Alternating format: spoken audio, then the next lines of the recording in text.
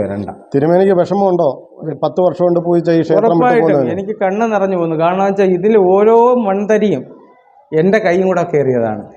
ഈ പില്ലർ ഇത്രയും വാർക്കാൻ, ഇതിന് മൊത്തം കോൺക്രീറ്റ് ചുമന്നവനാണ്. അന്ന് പണിക്കാരെ വെക്കാൻ പൈസ ഇല്ലാഞ്ഞിട്ട് ഈ പില്ലർ വാർക്കാൻ മൊത്തം ഇതെന്ന് ഓരോ കിണറാണ് ഇതിനകത്ത് കിടക്കുന്നത്. അതിനകത്താണ് ഈ പില്ലർ വാർത്തേക്കണേ. ഇവിടുത്തെ എഞ്ചിനീയർ ഗോവിന്ദ് സാറിൻ്റെ നിർമ്മാണ പ്രവൃത്തിയാണ് ഇതെല്ലാം. നല്ല രീതിയിലുള്ള എന്നുവെച്ചാൽ ഇതൊരു താന്നു കിടന്ന ഭൂമിയാണ്. ആ ഭൂമിയെ പൊക്കിയാണ് നമ്മൾ അതനുസരിച്ചുള്ള പില്ലർ ഇതിനെന്ത് ഇറക്കിയാണ് ഈ അമ്പലം ഉണ്ടാക്കിയത് തന്നെ. അത്രയും വെച്ചാൽ ഇവിടെ പലർക്കും അറിഞ്ഞൂടാ. അത് നമുക്ക് ഇതിൽ കിടന്ന് കഷ്ടപ്പെട്ടവർക്കേ അറിയുള്ളൂ. ഈ കഷ്ടപ്പാടിന് ഈ തടിയാണെങ്കിൽ പോലും നമ്മൾ പോയി ചോദിച്ച് പറഞ്ഞ് മേടിച്ചാൽ, ഞാൻ ഇവിടുത്തെ പഴയ പ്രിൻസിപ്പൽ സെക്രട്ടറി ഓരോ വീടുകളിൽ പോയി കുത്തിരുന്ന് മേടിച്ചുകൊണ്ട് വന്ന സാധനങ്ങളാണ്. ഇറക്കി വിടുമ്പോൾ ഭയങ്കര സങ്കടമുണ്ട്. കാരണം വെച്ചാൽ അത്ര കഷ്ടപ്പെട്ടു ഈ അമ്പലത്തിന് വേണ്ടി. ഞാൻ ഈ അമ്പലത്തിന് വേണ്ടി മാത്രമല്ല, ഈ പ്രസ്ഥാനത്തിന് വേണ്ടി ഞാൻ കഷ്ടപ്പെട്ടിട്ടുണ്ട്. ഇവിടെ ഒന്നുമില്ലാതെ കടന്ന് ഒരു വരുമാനം പോലും ഇല്ലാതിരിക്കുമ്പോഴാണ് ഞാൻ വന്ന് കയറുന്നത്. അതിൽ നിന്ന് ഞാൻ ഉണ്ടാക്കിയെടുത്തിയാണ് ഈ 10 കൊല്ലം 4 കൊല്ലം കൊണ്ട് ഞാൻ ഈ അമ്പലങ്ങൾ ഞാനും ഞങ്ങളെ പഴയ ഭരണസമിതി എല്ലാവരും കൂടെ ഞങ്ങൾ ചെയ്തെടുത്ത്. ആർക്ക് വേണ്ടിയാണ് ഇപ്പം നമ്മൾക്ക് വേണ്ടി തിരിഞ്ഞിരിക്കുന്നത്? ഇപ്പം ഇരിക്കുന്നത് ഈ ഒരു പോസ്കോ പ്രതിക്ക് വേണ്ടിയാണ് എന്നുള്ളത് ഞങ്ങൾക്ക് ഉറപ്പാണ്. ഇപ്പം ഇങ്ങനെയൊക്കെ വരുമ്പോൾ നമ്മൾ ഒത്തുതീർപ്പെന്ന രീതിയിൽ വരും. പക്ഷേ ഈ ഒരു കേസിന് ഒത്തുതീർപ്പില്ല. കോടതി നേരിട്ട് മൊഴിയെടുത്ത കേസാണ്. അതിന് ഒത്തുതീർപ്പില്ല. ഒത്തിരി പഴയ ഭരണസമിതിക്കാരൊക്കെ കണ്ടാൽ നിങ്ങൾക്ക് അത് പറഞ്ഞു തരും കൃത്യമായി. മുമ്പിൽ നമ്മളെ ക്രൂശിക്കുകയാണ്, നമ്മൾ ഈ ഭഗവാന്റെ മുമ്പിൽ ക്രൂശിക്കുകയാണ്. ഇന്നെന്താ വിളക്ക് കത്തിക്കാൻ ഇന്ന് വെക്കാൻ നമ്മൾക്ക് അവർ ചാവി തന്നില്ല. വേറൊരു ശാന്തി കയറ്റി പൂജിപ്പിക്കുകയാണ് അവർ ചെയ്തത്. നമ്മൾ കയറണ്ട. അവർ ഇവിടെ വന്ന് കാവൽ കിടക്കുക എന്നെ തടയാൻ വേണ്ടി. ഞാൻ വന്നു നേരെ ഇവിടെ വന്നിരുന്നതല്ലാണ്ട് ഞാൻ ഒന്നിനും ഇറങ്ങിയില്ല. പുതിയതായിട്ട് ശാന്തിക്കാരൻ്റെ ചോദിച്ചു. അത് എൻ്റെ കൂടെ നിന്ന് ശിഷ്യനായിരുന്നു. അവൻ പറയാനെ വിളിച്ചു പറഞ്ഞു ഇവിടെ തുറക്കാൻ ആളില്ല എന്ന് പറഞ്ഞാണ് അയാളെ വിളിച്ചോണ്ട് പറഞ്ഞത്. ഇന്ന് വല്ലതും കഴിച്ചോ? ഇത്രയും നേരം ഒരു പച്ച വെള്ളം ഞാൻ കഴിച്ചിട്ടില്ല. ഇറക്കിയിട്ടില്ല. തുപ്പല് പോലും പുറമേ കൊണ്ടുപോയി തുപ്പിക്കളയാണ്. അതുപോലും ഞാൻ ഇറക്കത്തില്ല. അങ്ങനെയാണ് ഉപാസന എടുക്കുന്നത്. 10 വർഷത്തെ ആന്ന് 10 വർഷത്തെ ഉപാസനാമൂർത്തി. ഞാൻ മാസം തോറും പഴനി പോകുന്നൊരു വ്യക്തിയും കൂടെ. ഞാൻ എല്ലാ മാസവും ഞാൻ ഈ തലയ്ക്ക് മുണ്ടനം ചെയ്യുന്ന എല്ലാം പളനി പോയിട്ടാണ്. എന്നുവെച്ചാൽ എൻ്റെ ഉപാസനാമൂർത്തി തന്നെ മുരുകൻ. നാരായണ ഗുരുവിൻ്റെ ഉപാസനാമൂർത്തി മുരുകനായിട്ടാണ് നമ്മൾ സങ്കല്പിക്കുന്നത്. അതേ സങ്കല്പമാണ് എനിക്കും. എൻ്റെയും സങ്കല്പം അത് തന്നെയാണ്, മുരുകനാണ്. എനിക്ക് എപ്പോഴും എൻ്റെ മക്കളാണ്, അതായത് അമ്മയാണ്, അവരെ ഊട്ടുന്ന അമ്മയാണ് ഞാൻ, മേൽശാന്തി എന്ന് പറഞ്ഞാൽ. അച്ഛൻ പിതാവ് തന്ത്രിയാണെങ്കിൽ മാതാവ് മേൽശാന്തിയാണ്. ആ അമ്മയ്ക്കാണ് പട്ടിണി കിടക്കേണ്ട അവസ്ഥ ഇവരുണ്ടാക്കി തന്നത്. അമ്മയാണ് ക്രൂശിക്കുന്നത്.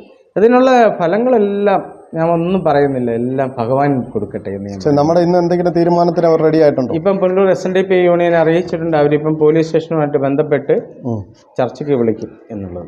ഉണ്ടാകുന്നത് വരെ ഞാൻ ഇത്രയും നാൾ വിളക്ക് കത്തിച്ച ഈ ഗുരുദേവൻ്റെയും മുരുകൻ്റെയും തിരുസന്നിധിയിൽ ഞാൻ ഈ ഭഗവാന്റെ തിരുസന്നിധിയിൽ ജലപാനം പോലുമില്ലാതെ ഉപവാസം ഇരുന്ന് ജപിക്കുകയാണ്.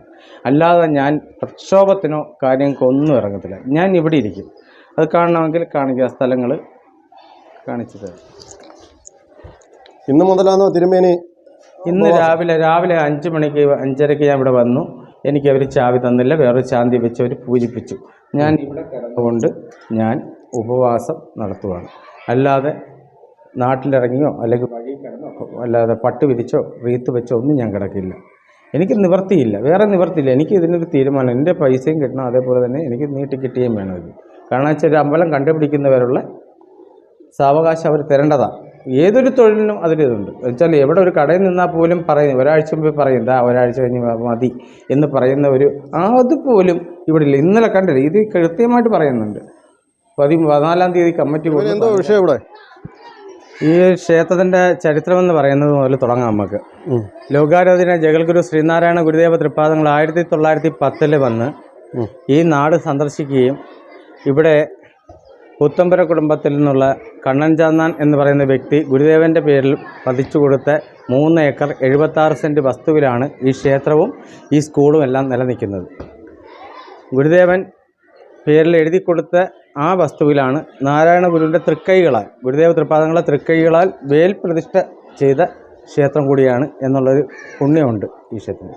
ഗുരുദേവൻ അന്നേ പറഞ്ഞിട്ടുണ്ട് ഇവിടെ വിദ്യാലയങ്ങളൊക്കെ ഉയരും എന്നൊക്കെ പറയുന്നു. അതിനെല്ലാം ഇവിടെ വിദ്യാലയമുണ്ട്, വായനശാലയുണ്ട്, അംഗൻവാടി മുതൽ 10ാം ക്ലാസ് വരെ ഇവിടെ ഉണ്ട്. ഈ ക്ഷേത്രം ആദ്യം ഒരു ഭജനമഠമായിട്ടും ഇരുന്നതാണ്. ശ്രീനാരായണ ഗുരുദേവൻ്റെ ഒരു ഛായാചിത്രത്തെയാണ് പൂജിച്ചിരുന്നത്. 1986 ഇവിടെ വിഗ്രഹ പ്രതിഷ്ഠ ചെയ്യുന്നത് ഗുരുദേവൻ്റെ. അതിനുശേഷം കുറേ കാലങ്ങൾക്ക് ശേഷം ഏകദേശം ഒരു 10-20 കൊല്ലത്തിന് മുമ്പെയാണ് ഇവിടെ ഒരു കുരിയാലയായിരുന്നു ഗുരുദേവൻ വേൽപ്രതിഷ്ഠ നടത്തിയിരുന്നത്. ആ വേൽപ്രതിഷ്ഠ ചെറിയൊരു കുരിയാല ഉണ്ടാക്കി ശേഷം പിൽക്കാലത്ത് ഒരു ക്ഷേത്രം നിർമ്മിച്ചു. ആ ക്ഷേത്രം വാസ്തുപ്രകാരമല്ലാത്തതിനെ പൊളിച്ചു കഴിഞ്ഞ് പിന്നെ ഷഡാധാര പ്രതിഷ്ഠയോടുകൂടിയാണ് ഇവിടെ ഈ 6 കൊല്ലത്തിന് മുമ്പ് 2017 ഇവിടെ പ്രതിഷ്ഠ ചെയ്തത്. ഞാനിവിടെ വന്നിട്ട് ഇപ്പോൾ 10 കൊല്ലം, ഈ നവംബർ 25 10 കൊല്ലം, 10 വർഷം തികയാണ്. ഈ ക്ഷേത്രത്തിൻ്റെ ഉന്നമനത്തിന് മാത്രമായിട്ടാണ് ഞാൻ പ്രവർത്തിച്ചിട്ടുള്ളൂ. ഇതുവരെ ഇതിനെതിരായിട്ടോ കാര്യങ്ങൾക്കോ ഒന്നുമില്ല. ഞാൻ പുല്ലൂർ SNDP യൂണിയൻ്റെ യൂത്തിൻ്റെ വൈസ് പ്രസിഡന്റ് കൂടിയാണ്. അവർക്ക് യൂണിയൻ എല്ലാവർക്കും അറിയാം നമ്മളെ. അതുപോലെ തന്നെ ഈ ക്ഷേത്രം ഒന്നുമില്ലാതെ കടന്നു തുടങ്ങി ഓരോ വീടുകളിൽ പോയിരുന്ന് കിട്ടിയ സംഭാവനകൾ കൊണ്ട് നിർമ്മിച്ച് ഒരുക്കി ഏകദേശം 75 ലക്ഷത്തോളം രൂപ ചിലവാക്കി, 3/4 കോടിയോളം രൂപ ചിലവാക്കി നിർമ്മിച്ച ക്ഷേത്രമാണ്. ഞാനും എൻ്റെ കൂടെ നിന്ന് അന്നത്തെ നേതാക്കന്മാർ ഞങ്ങളെല്ലാം ഒറ്റക്കെട്ടായിട്ട് ചെയ്തു. അതിൽ പിന്നെ നമ്മളെ നാടായതുകൊണ്ട് നമ്മൾ പിരിവിന് പോകും. അതുപോലെ മരണമൊക്കെ ഉണ്ടെങ്കിൽ അത് അനൗൺസ് ചെയ്യാൻ പോകും. ഇതൊന്നും നമുക്ക് അയുക്തമായിട്ട് ഗുരുദേവൻ നമ്മളോട് പറഞ്ഞു തന്നിട്ടില്ല. മരണ വീട്ടിൽ പോകല്ലെന്നോ ഒന്നും പറഞ്ഞിട്ടില്ല. ഇതൊക്കെ നമ്മളെ കുറ്റങ്ങളായി കണ്ടുകൊണ്ടാണ് കുറേ പേരുന്നത്. ഈ പിൽക്കാലത്ത് കുറച്ച് കഴിഞ്ഞ 5-ാം തീയതി മുതലാണ് പൂർണ്ണമായിട്ടും വിഷയങ്ങൾ ഇവിടെ കഴിഞ്ഞ ഫെബ്രുവരി മാസം 27-28 ഇവിടെ കമ്മിറ്റി പിരിച്ചു വിട്ടുകൊണ്ട്, ബാധ്യത വന്നതിനാൽ കമ്മിറ്റി പിരിച്ചു വിട്ടുകൊണ്ട് യൂണിയൻ അഡ്മിനിസ്ട്രേറ്റീവ് ഭരണം ഏർപ്പെടുത്തി. ആ അഡ്മിനിസ്ട്രേറ്റീവ് ഭരണത്തിന് വിരാമം ഇട്ടുകൊണ്ടാണ് ഇപ്പോൾ ഈ കഴിഞ്ഞ മിനിഞ്ഞാന്ന് നമ്മളിവിടെ ഈ 13-ാം തീയതി പൊതുയോഗം വെച്ചത്. ഈ പൊതുയോഗത്തിന് മുമ്പ് ഒരു 1-2 വിഷയങ്ങളൊക്കെ ഉണ്ടായി. ഇവിടെ ഇവരുമായിട്ട് സഹകരിക്കുന്ന ഈ കമ്മിറ്റിയിൽ ഇപ്പോഴത്തെ പാനലിൽ മത്സരിക്കാൻ വന്നവരുമായിട്ട് സഹകരിക്കുന്ന ഒരു വ്യക്തിയുടെ പേരിൽ ഒരു പോസ്കോ കേസ് ഞങ്ങളുടെ ബന്ധു കൊടുത്തിരുന്നു. ആ കേസ് ഞാനും കൂടെ അതിനകത്ത് പാത്രീഭൂതനായി എന്നുള്ള ഒരു വിഷയത്തിലാണ് ഇപ്പോൾ ഇവരെല്ലാവരും എന്നോട് ഇങ്ങനെ ചെയ്യുന്നത്. നമുക്ക് ഇതൊരു 476 നമ്പർ SNDP ശാഖയാണ്. 500 താഴെയുള്ള ശാഖ. വർഷങ്ങൾ ഏകദേശം 1930 കാലഘട്ടത്തിലാണ് ഈ ശാഖ നമുക്ക് നിലവിൽ വന്നിട്ടുള്ളത് തന്നെ. ഈ വിഷയത്തിൻ്റെ പേരിൽ ഒത്തിരിയും ക്രൂശിക്കുകയും അവമാനിക്കുകയൊക്കെ ചെയ്തു. എനിക്ക് ഒത്തിരിയും ക്ഷേത്രങ്ങളുടെ തന്ത്രം, ഗുരുദേവ ക്ഷേത്രങ്ങളുടെ ഈ യൂണിയൻ്റെ കീഴിൽ 10-13 ക്ഷേത്രങ്ങളുടെ തന്ത്രവും, അതുപോലെ ഗുരുദേവ ക്ഷേത്രങ്ങളല്ലാതെ ഈ പുനലൂർ SNDP 68 ശാഖയിലും ഞാൻ പോവാത്ത ഗുരുക്ഷേത്രങ്ങളില്ല. പൂജയ്ക്ക്, വാർഷിക പൂജയ്ക്കായാലും മാസപൂജയ്ക്കായാലും പോവാത്ത ക്ഷേത്രങ്ങൾ ചുരുക്കമാണ്. അങ്ങനെയുള്ള കാലഘട്ടം നടക്കുമ്പോൾ ഈ കഴിഞ്ഞ 5-ാം തീയതി ഇതേപോലൊരു എൻ്റെ ബന്ധുക്കൾ പോകുമ്പോൾ ഒരു അപഖ്യാതി പറയുകയും അതിനെതിരെ ഒരു കേസ് കൊടുക്കുകയും അത് പോസ്കോ കേസായിട്ട് നിലവിൽ വരികയും അത് ആ കൊച്ചിനെ കൊണ്ട് കോടതിയിൽ മൊഴി കൊടുപ്പിച്ചു എന്നൊരു തെറ്റ് മാത്രമേ ഞാനിതിൽ ചെയ്തിട്ടുള്ളൂ. അല്ലാതെ ഞാൻ ഇവിടുന്ന് ഒന്നും അപഹരിച്ചുകൊണ്ട് പോയിട്ടില്ല. ഈ അമ്പലത്തിൽ ഉള്ളതല്ല, ഇവിടെ തന്നെയുണ്ട്. ലക്ഷക്കണക്കിന് രൂപയുടെ മുതൽ ഇതിനകത്ത് കിടപ്പുണ്ട്. ഈ 10 കൊല്ലം കൊണ്ട് ഉണ്ടാക്കി വെച്ചതല്ല. ഇതൊന്നും നമ്മളൊന്നും ചെയ്തിട്ടില്ല, ഇവിടെ തന്നെയുണ്ട്. അത് കൃത്യമായി അഡ്മിനിസ്ട്രേറ്റർക്ക് ഉൾപ്പെടെ യൂണിയൻകാർക്ക് ബോധ്യപ്പെട്ട കാര്യമാണ്. പിന്നെ ഇപ്പോൾ നടന്നതെന്ന് പറഞ്ഞാൽ കഴിഞ്ഞ 13-ാം തീയതി ഇലക്ഷൻ വന്ന സമയത്ത് ഒരു വ്യക്തി, ഈ നാട്ടിലുള്ള ഒരു വ്യക്തി ഈ ഹാളിൽ ഈ പൊതുയോഗം നടക്കുന്ന സന്നിധിയിൽ വന്നിട്ട് അവിടെ ഒരു പായും വിരിച്ച് അതിൻ്റെ മുകളിൽ അയാൾ കിടന്ന് ഒരാളെ കൊണ്ട് പട്ടും പുതപ്പിച്ച് റീത്തും വെച്ച് ഇവിടെ ഈ അമ്പലത്തിനെയും ഈ ശാഖയെയും ഈ നാടിനെയും അപകീർത്തിപ്പെടുത്തി. ഭയങ്കര തെറ്റാണ്. കാരണം പറയുന്നത് വെച്ചാൽ അയാളിപ്പം പോസ്കോ കേസ് പ്രതിക്കെതിരെ അനുകൂലമായിട്ടാണ് അവർ ഇത് കള്ളക്കേസാണ് എന്നുള്ള രീതിയിലാണ്. അതുകൊണ്ട് ഈ പൊതുയോഗം ഒരു പോസ്കോ കേസ് പ്രതിക്ക് വേണ്ടി പൊതുയോഗം മാറ്റിവെക്കണമെന്ന് വരെ ചർച്ചയായി. യൂണിയൻകാരത് സമ്മതിച്ചില്ല. അവർ പൊതുയോഗം നടത്തി ഈ കേസ് ഈ വ്യക്തിയെ കൊണ്ട് ചെയ്യിച്ചതിൻ്റെ പേരിൽ കുറേ ആൾക്കാരെ കൊണ്ടുവന്ന് വോട്ടിടിയിൽ തന്നെ തെറ്റായി. കാരണം വെച്ചാൽ പുനലൂർ SNDP യൂണിയൻ്റെ കീഴിലാണ് ഞാൻ പ്രവർത്തിക്കുന്നതെങ്കിലും കൃത്യമായി ബൈലോ പ്രകാരം മുൻകൂട്ടി അറിയിച്ചിട്ട് മാത്രമേ വോട്ടിടാൻ നമുക്ക് അധികാരമുള്ളൂ. അതും അംഗത്വം നോക്കി വോട്ടിടാൻ നോക്കൂ. അതുപോലും ഇല്ലാതെ വ്യക്തിപരമായിട്ട് ആൾക്കാർ ഈ കുടുംബത്തിൽ 3, 4, 5 പേര് വന്ന് ഒരുമിച്ച് വോട്ടിട്ട് നമുക്ക് എതിരെ വോട്ടിട്ട് നമ്മളെ കൂടെ നിന്ന് സഹകരിച്ചുകൊണ്ടിരുന്ന ആൾക്കാരെ അവർ 63 വോട്ട് നമുക്കും, അതായത് എനിക്കല്ല, ഞാനൊരു അങ്ങനെ പറയുന്നുവെങ്കിലും എനിക്കിതുമായിട്ടൊരു ബന്ധങ്ങളില്ല. കാരണം വെച്ചാൽ ഞാൻ ഇവിടുത്തെ ശാന്തിയാണ്. ഏത് ഭരണസമിതി വന്നാലും ഞാൻ ഇതിനകത്തിരിക്കേണ്ട ആളാണ്. അന്നേരം ആ രണ്ടാമത് പറഞ്ഞാൽ നമുക്ക് അനുകൂലം എന്ന് വെച്ചാൽ ഈ വിഷയത്തിന് എതിരായുള്ളവർ, ഈ പോസ്കോ കേസിന് എതിരായുള്ളവർക്ക് 63 വോട്ടും ഈ വ്യക്തികൾക്ക് 99 വോട്ടും 36 വോട്ടിൻ്റെ വ്യത്യാസത്തിൽ പരാജയപ്പെട്ടു.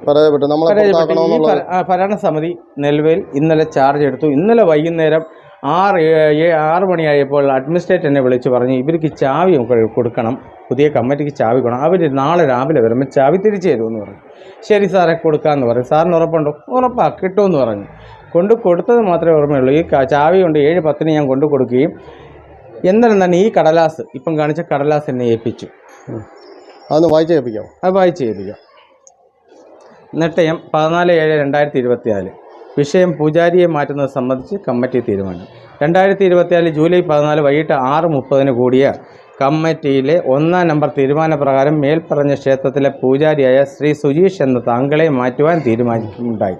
15/7/2024 മുതൽ താങ്കളുടെ സേവനം മേൽപ്പറഞ്ഞ ക്ഷേത്രത്തിന് ആവശ്യമില്ലാതാകുന്നു. ആയതിനാൽ 2024 ജൂൺ മാസം 14-ാം തീയതി വരെയുള്ള ശമ്പളവും ചേർത്ത് 10,500 രൂപ ഇതോടൊപ്പം നൽകുന്നു. എനിക്ക് പൈസ കിട്ടിയിട്ടില്ല, ഈ കത്ത് മാത്രമേ കിട്ടിയുള്ളൂ. ഇതിൽ പ്രത്യേകം എഴുതിയിട്ടുണ്ട്. ഇതിനകത്തൊരു സീലില്ല, ശാഖയുടെ ഒരു സീലില്ല. ഇത് മാത്രമല്ല, ഇവർ ചെയ്തതെല്ലാം തെറ്റാണ്. ഇതൊരു സീലില്ല, കാരണം ബോധിപ്പിച്ചിട്ടില്ല. അതുപോലെ തന്നെ ഇത് ലെറ്റർ പാഡ് ഒരു ഫോട്ടോ കോപ്പി ഉണ്ടാക്കിയെടുത്തിയ, അല്ലാതെ അടിച്ചതല്ല. ഇത് കാണുമ്പോൾ അറിയാം. അങ്ങനെയുള്ള പേപ്പറിൽ എഴുതി തന്ന് മാറ്റുക എന്ന് പറയുന്നു. കാരണം എനിക്കറിഞ്ഞൂടാ. എനിക്കിവിടെ കഴിഞ്ഞ ഭരണസമിതിയുടെ കാലത്ത് തന്നെ ഈ അഡ്മിനിസ്ട്രേറ്റ് വരുന്ന സമയത്ത് തന്നെ 1,76,000 രൂപ എനിക്ക് കിട്ടാനുണ്ട്. ശേഷം കിട്ടാനുള്ളതാണ് ഈ 10,500 രൂപ. ആപ്പാടെ ഞാൻ ഈ 10 കൊല്ലവും ഈ 9,000 രൂപയ്ക്കാണ് ഞാൻ ഇവിടെ ജോലി ചെയ്തിട്ടുള്ളത്. വെറും 9,000 രൂപയാണ് എനിക്ക് കിട്ടുന്ന മാസ ശമ്പളം. അത് കിട്ടാറുമില്ല. അതിങ്ങനെ 10 വർഷം 10 കൊല്ലം കൊണ്ട്. ഈ കത്ത് തരുന്നത് 14-ാം തീയതിയാണ്. ഈ 14-ാം തീയതി 15-ാം തീയതി മുതൽ ജോലിക്ക് ഹാജരാണ്. ഇന്ന് പോലെ ജോലിക്ക് ഹാജരാണ്. ഏതൊരു തൊഴിലിനും അതിൻ്റെതായ വ്യവസ്ഥ ഉറപ്പുണ്ട്. വ്യവസ്ഥ രീതിയിലല്ലേ മാറ്റാനും. ഉറപ്പായിട്ടും ഒരാഴ്ച അല്ലെങ്കിൽ 15 ദിവസം മുമ്പ് ഒരു കത്ത് തരണം. താങ്കൾ മാറണം, ഇന്ന കാരണമുണ്ട്. മാറാം. എൻ്റെ കുടിശ്ശിക തന്നാൽ എനിക്ക് മാറാം. ഞാൻ ഇപ്പോഴും എനിക്ക് പറയുന്നു, എൻ്റെ പൈസ എനിക്ക് തന്നാൽ ഞാൻ മാറാം. അത്രയേ ഉള്ളൂ. ഞാൻ ജോലി ചെയ്തൊരു വ്യക്തിക്ക് അയാളുടെ കൂലി കൊടുക്കണ്ടേ? ഞാൻ രാവും പകലും വന്ന് കിടന്ന് മഴയാണോ വെയിലാണോ നോക്കാണ്ട് ഇവിടെ വന്ന് കിടന്ന് ഇത്രയും ചെയ്ത് വെച്ചിട്ട് എനിക്ക് കിട്ടിയത് ഇപ്പോൾ ഇതാണ്, ഈ ഒരു കത്താണ്. ഞാനിപ്പോൾ എന്താ ചെയ്യണം? അതാണ് എൻ്റെ അവസ്ഥ. എനിക്കൊരു സമ്പാദ്യവും ഇല്ല, എനിക്കൊരു വീടില്ല. ആപ്പാടെ ഉള്ളത് എൻ്റെ ചേട്ടൻ്റെ പേര് 10 സെൻറ്റ് വസ്തുവാണ് ഉള്ളത്, എൻ്റെയും ചേട്ടൻ്റെയും പേര്. അല്ലാതെ ഞാൻ ഒന്നും ഇന്നേ വരെ സമ്പാദിച്ചു. എൻ്റെ കയ്യിൽ നിന്ന് എല്ലാവർക്കും കൊടുത്തിട്ടേ ഉള്ളൂ. ഞാൻ ഒന്നും സമ്പാദിച്ചു. ഇവിടെ എല്ലാവർക്കും അറിയാതെ ആ അവസ്ഥയാണ് ഇപ്പോൾ എൻ്റെ അവസ്ഥ എന്ന് പറയുന്നത്. ഇപ്പോൾ ഞാൻ ഇതിനെതിരെ ഇന്നലെ യൂണിയനെ എന്നരെ തന്നെ വിളിച്ചു. യൂണിയൻ പ്രസിഡന്റ് പറഞ്ഞു, സാറ് പറഞ്ഞായിരുന്നു, യൂണിയൻ പ്രസിഡന്റ് കൃത്യമായി പറഞ്ഞിരുന്നു, പൊതുയോഗം കഴിഞ്ഞപ്പോൾ സുജീഷ് ശാന്തിയുടെ പൈസ അയാൾ ജോലി ചെയ്ത പൈസ കൊടുത്തേ പറ്റത്തുള്ളൂ, അതിനുള്ള എന്താ തീരുമാനം എടുക്കണമെന്ന്. അന്നേരം ഇപ്പോൾ ഇവർ പറയുന്നത് ഇവർക്ക് അങ്ങനെ തീരുമാനം ഇല്ല, തരാൻ ഉദ്ദേശം ഇല്ല എന്നാണ്. മാത്രമല്ല ഈ തെരഞ്ഞെടുപ്പ് തന്നെ അസാധുവാണ്. സത്യം പറഞ്ഞാൽ ഈ തെരഞ്ഞെടുപ്പ് തന്നെ അസാധുവാണ്. എന്ന് വെച്ചാൽ അംഗത്വമുള്ള പത്രിക മുറിച്ച് അംഗത്വം എടുക്കുന്നവർക്ക് മാത്രമേ SNDP യോഗത്തിൽ അംഗമുള്ളൂ. എല്ലാ മേഖലകളിലും അങ്ങനെ, എന്നതായാലും ഏത് കരയോഗത്തിലായാൽ പോലും അംഗത്വം വേണമെങ്കിൽ അതിലായിരിക്കണം. അല്ലെങ്കിൽ പത്രിക മുറിക്കാതെ അല്ലെങ്കിൽ അംഗത്വം ഇല്ലാതെ ഇട്ട വോട്ടുകളുടെ ബലത്തിലാണ് അവർ ജയിച്ചത്. രേഖാമൂലമുണ്ട്, രജിസ്റ്ററുണ്ട്. രജിസ്റ്റർ എന്ന് പറഞ്ഞാൽ യൂണിയനിൽ കൊണ്ടുപോയി ഇവർ നശിപ്പിക്കുന്ന പേടിച്ചാണ്, ഈ രേഖ നശിപ്പിക്കുന്ന പേടിച്ചാണ് ആ രജിസ്റ്റർ യൂണിയനിൽ സൂക്ഷിക്കാൻ കൊണ്ടുപോയത്. അങ്ങനെയാണ് അവർ യൂണിയൻ സെക്രട്ടറി കൃത്യമായി ഒപ്പിട്ട് വെച്ചിട്ടുണ്ട്. എന്നിട്ട് പറയുകയും ചെയ്തു, ഇത്രയും പൈസ ശാന്തി കൊടുക്കാനുള്ള പഴയ കമ്മിറ്റി പറഞ്ഞിരുന്നു യൂണിയൻകാരോട്, ഇത്രയും പൈസ ശാന്തിക്ക് കൊടുക്കാനുള്ള പൈസയാണ്, അത് കൊടുത്തേ പറ്റത്തുള്ളൂ. അത് എന്തെങ്കിലും എങ്ങനെയായാലും കുറച്ചായാലും എങ്ങനെയായാലും തന്നാൽ മതി നമുക്ക്. പക്ഷേ അത് തരാതെ ഈ ഒരു കാണിച്ചതെന്ന് വെച്ചാൽ ഏറ്റവും വലിയ തെറ്റായിട്ടാണ് നമുക്ക് തോന്നുന്നത്. ഈ ഒരു ശാന്തി ജോലി കൊണ്ടാണ് നമ്മൾ, ഈ ശാന്തി മാത്രമേ എനിക്കുള്ളൂ. ഒരു സുപ്രഭാതത്തിൽ ഇദ്ദേഹത്തിന് ജോലി നഷ്ടപ്പെട്ടിരിക്കുകയാണ്. ജീവിക്കാൻ മറ്റു മാർഗ്ഗങ്ങളില്ല, ഒരു മാർഗ്ഗവും ഇല്ല. എനിക്കിനി ആത്മഹത്യ അല്ലാണ്ട് വേറൊരു വകയില്ല സാറേ, അതാണ് അവസ്ഥ. ഇന്നലെ ഞാൻ ആത്മഹത്യ ചെയ്തത്. അന്നേരം യൂണിയൻ പ്രസിഡന്റിനെ വിളിച്ച് ഞാൻ പറഞ്ഞു, ഞാൻ ഒന്നീ സാറേ ഒന്നീ മരിക്കും, അതല്ലെങ്കിൽ എനിക്കുള്ള തന്നേ പറ്റൂ. കാരണം വെച്ചാൽ എനിക്ക് 2 കുട്ടികളുള്ളതാണ്, പെൺകുട്ടികളാണ്. എനിക്ക് സേവ് ചെയ്ത് അവർക്ക് കൊടുത്തിട്ട് എനിക്ക് എവിടെയും പോയി നിൽക്കാം. ഈ ഒരു പൈസ അവർക്ക് കൊടുത്ത സമാധാനമുണ്ട് നമുക്ക്. നമ്മൾ